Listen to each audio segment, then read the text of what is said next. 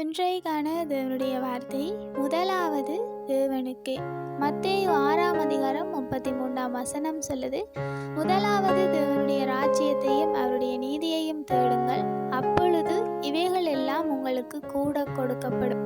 அதாவது தேவனுக்கே முதல் உரிமை கொடுக்க வேண்டும். எல்லா விஷயத்திலேயும் எல்லா சந்தர்ப்பத்திலேயும் தேவனுக்கு முதலிடம் கொடுக்கும் பொழுது மீதி எல்லாம் எங்களுக்கு கூட கொடுக்கப்படும் என்று சொல்லி இந்த வசனத்தில் சொல்லப்பட்டிருக்கு. அதாவது இதில் சொல்லப்பட்டிருக்கின்ற இவைகள் எல்லாம் என்பது இந்த உலகத்தில் வாழ்வதற்கு எங்களுக்கு என்னெல்லாம் தேவையோ அவையெல்லாம் தேவனை நாங்கள் தேடும் பொழுது எங்களுக்கு கூட கொடுக்கப்படும்.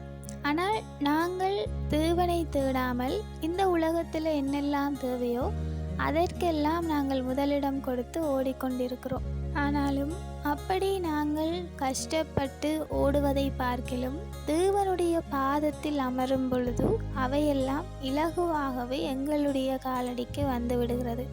ஆகையால தேவனுக்கு முதலுரிமை கொடுத்து தேவனுடைய ராஜ்யத்தையும் அவருடைய நீதியையும் தேடும் பொழுது எங்களுக்கு நீதியெல்லாம் தானாக கிடைத்து விடுகிறது.